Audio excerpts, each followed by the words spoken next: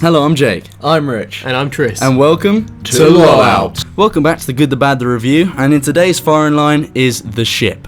Okay, so The Ship is a game where you play as a character on a ship which has essentially been hijacked by a maniac who is forcing you to kill all of your fellow shipmates. But you have to do it sneakily, you can't get caught by the guards or the cameras. Quick disclaimer, guys, we actually released the game today, so we're absolutely fucking knackered. So if we appear remotely monotone, that's why. So in this review series, we break games down to what's good about them, what's bad about them, what's ugly, and we usually start with what's good. And the first thing that's good about The Ship is playing with a group of your friends. Now, obviously, this is where most of the gameplay comes in. Yeah, it's pretty much all the fun of the game is derived from this. True, and on the same note, there's still servers up for the game, which means that you can just play online with anyone rather than having to play LAN with only your friends. LAN games are still preferable if you've got a group of friends together on the same internet connection.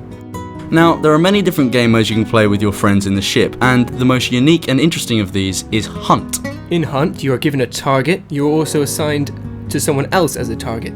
Your goal is to try and kill your target without being killed yourself. Which is a clever and innovative idea which I haven't really seen in many other games. So it's quite a clever game, and along with that, there are very interesting secrets hidden amongst the game. There's many different secrets. Secrets.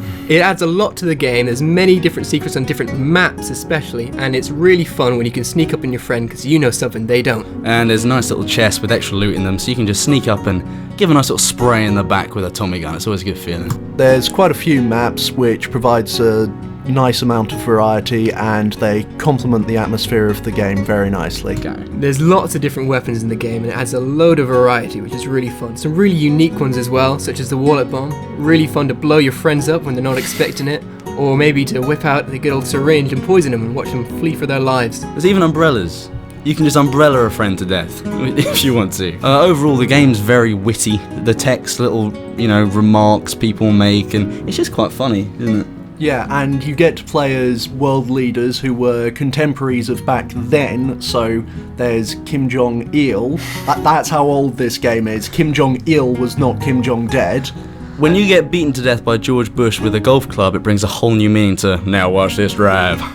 And what's really great about it is they stick with it throughout the game, even with the exit, which is abandoned ship, so they're keeping with the theme throughout. Always. And now we're going to go on to the bad points. Now, the first bad point is the music, although it fits, is really fucking annoying. When you listen to the same track over and over and over and over again, it does get a tad repetitive.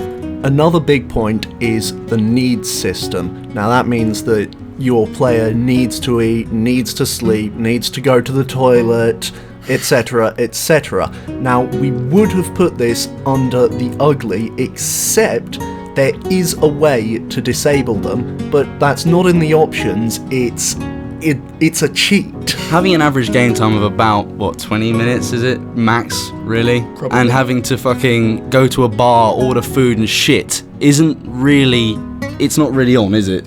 No. And having to go into the cheat system to get away from that? No. It doesn't add a lot to the game. In fact, it takes away more than it gives. It does. Oh, I'm gonna kill you, but first, I must vacate my bowels. After a while, you find that you're repeating a lot of the same stuff. And if you're not playing with a bunch of friends to really vary up the content, it gets old fast. Really quick. Really? One example is the maps. You will find that there are many different maps, but honestly, they're all just hallways textured differently. There's just up and down, stairs all around, and you're so easy to get lost that you end up starving in the middle of a ship because you don't know where to shit. For some reason. You went off in search of the toilet and you forgot to bring your supplies of food. So not only have you shat yourself, you're also gonna starve to death. Okay, so this game is made in Source Engine, which is really old, and it does show when you're playing the game that it's not exactly a new game. I wouldn't say it looks terrible, but you can tell it's dated. Although nice that they've added a single player mode, it is kind of pointless because the AI is a bit retarded and the only fun you can really have is with your friends. Speaking of the AI, let's move into the ugly. Now, we think that this is pretty much the only really ugly thing about this game.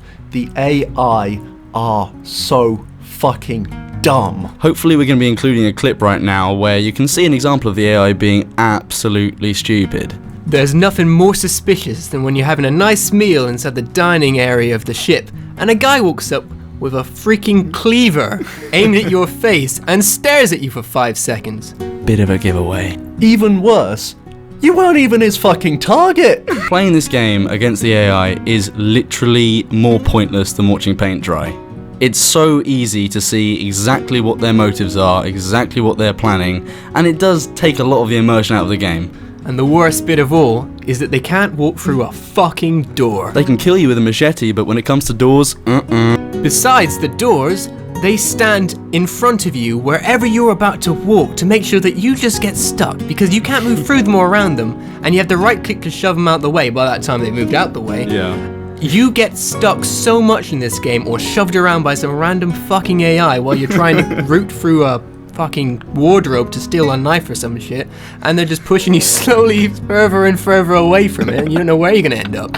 You know, walking around the corner and seeing a man in a suit crouch with a fucking sledgehammer is a bit of a giveaway. That concludes this episode of The Good, The Bad, The Ugly. And so what are we going to say in summary? Well, it's not the greatest game mechanically, and it's very dated.